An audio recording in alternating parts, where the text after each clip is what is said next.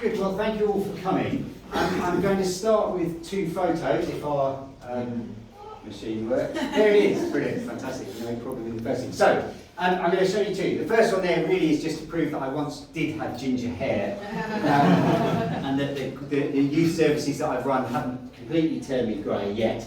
But no, to be more serious, this is from 2009 when I launched the idea of the station, Bristol City's Youth Hub. 4 years later in 2012 we opened it, and it is now the most successful youth hub in the southwest with over 10,000 young people using it every year. The second one is from even further ago, or even longer ago, in 1996, when I led a campaign with two other people, James Stevenson and Andy Moore, to persuade Bristol City Council not to invest in an incinerator in Avonmouth, but instead to invest in the curbside recycling scheme that we have today. And as a result of that, Bristol is now the leading English city for recycling. So I'm passionate about Bristol. I love it. Its creativity, its diversity, and its energy are really second to none. But of course we face challenges too. And what I hope is that these two photos show that I'm more interested in the results and the action and not the words. Too often I think we've been developing plans and strategies and advisory boards where we've talked about the problems Bristol faces. This is not real change. Real change comes when we recycle millions more tonnes of our waste, and change comes when we can point to tens of thousands of young people in our city who have a better life as a result of the work that we have done. And it is always a we, it's always a team effort. But I hope that my leadership in these two areas particularly have provided that catalyst for real change and real action.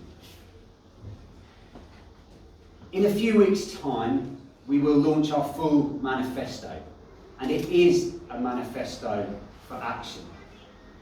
It's a manifesto for action because over the last year I've spent my time out and about talking with people all across the city from all different backgrounds, and so many are frustrated with the lack of progress under this Labour administration. So it's a manifesto for change with real proposals, not vague promises that might be fulfilled at some point in the future. It's a manifesto to get Bristol moving. It's a manifesto for a fair city and for a green city. And these two things must go hand in hand, being fair and green. So my first pledge is to tackle two of the biggest problems that we face: climate change and homelessness. Now, climate change can feel a long way off, a distant issue, but homelessness is something that I'm sure all of us see every day. Just a walk through our city centre is enough to see the ever-increasing numbers of people sleeping rough on our streets.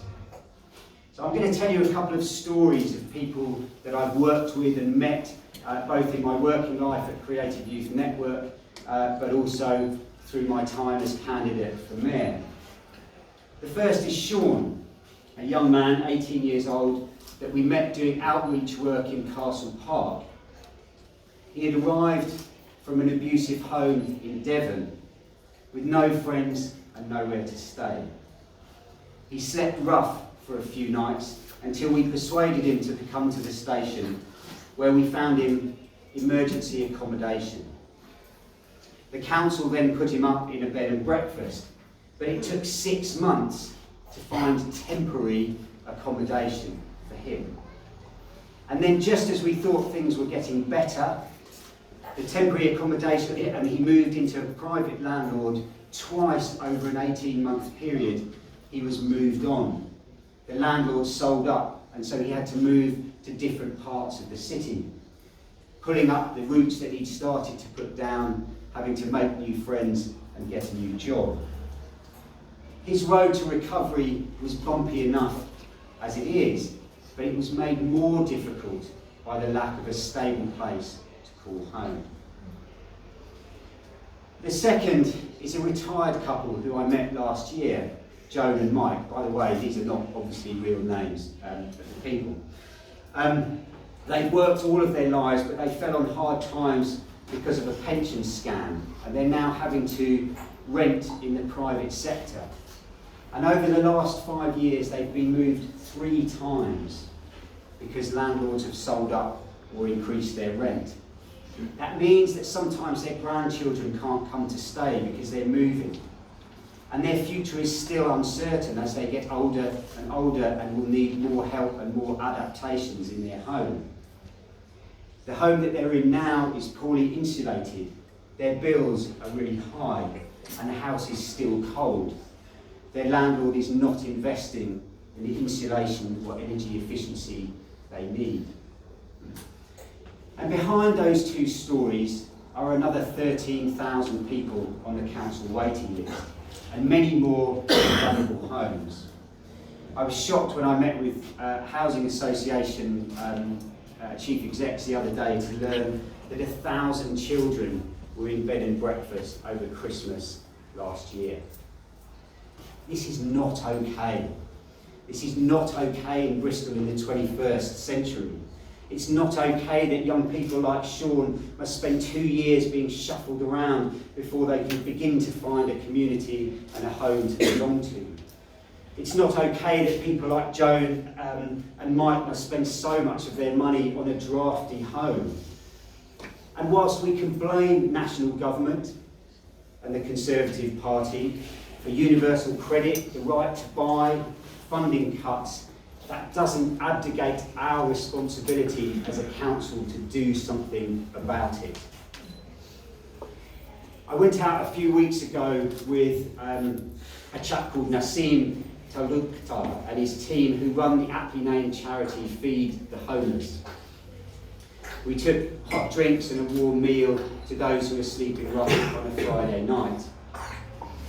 And as we were talking to people, to a person, they all asked for one simple thing: a warm place to call home. And yet, despite the growing numbers of homes being built by the private sector, the number of affordable homes is only half the Labour target. Labour set a target of 40%. We're probably building about 20% of new homes as affordable.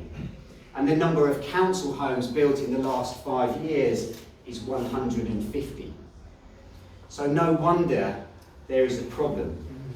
And if the private sector will not and cannot build us out of this problem, there is only really one solution. So if you elect me as mayor in May, I promise you that we will build new council homes and we will insulate the old. Why? Because council and social landlords are good landlords. The council doesn't break the law. It provides you with support around drugs and alcohol problems, mental health or financial management as a way of helping you to rebuild your life. The council will never increase your rent unreasonably, and nor will it ever sell your house at short notice to make a profit. And if you vote for me, I will invest in that home, reducing your bills by keeping the house warm.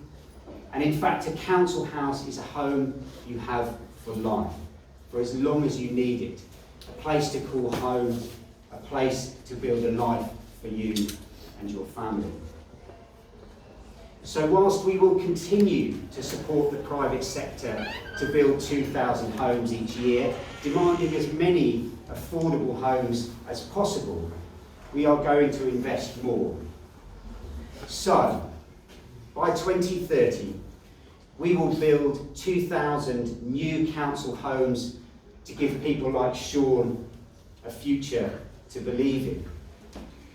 And by 2030, we will retrofit all of the existing 27,000 council homes with insulation and energy efficient systems, reducing bills and our carbon emissions by about 75%. This is the Green New Deal in action. Giving everybody a warm home will create thousands of new jobs. Giving everyone a warm home will reduce our carbon emissions and help us to reach carbon neutrality by 2030. Giving everyone a warm home gives people hope for their futures. If you elect me in May, I will build those warm homes, making Bristol a fairer and a greener city. Thank you.